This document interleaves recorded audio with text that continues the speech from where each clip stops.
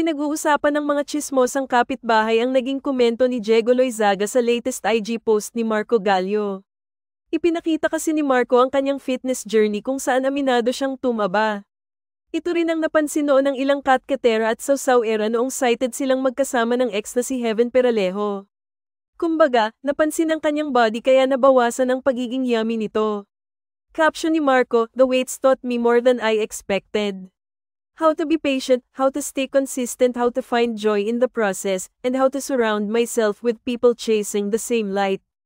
I used to wear a Spider-Man suit as a kid and today, I think I finally get it. Strength isn't about the goal, it's about showing up. That's the real superpower." Hindi naman napigil ang magkomento ni Diego Loizaga sa kanyang hanash.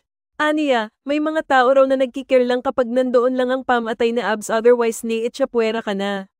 Say ni Diego, nope. It 100% meant she only cared when the abs were there and cared about 10 other guys when they weren't trust. Dahil dito na issue na nagparunggit umano ang aktor sa ex ni Marco na si Heaven. Ito ang ilang say ng netizens, patama kay Heaven. I don't think abs lang ang habol ni Heaven kay Marco. I find it shallow. Just because tumaba ka nawawala na ang love. So sex appeal lang ang hanap ng Marvin sa isa't isa. Ano ang say niyo sa balitang ito?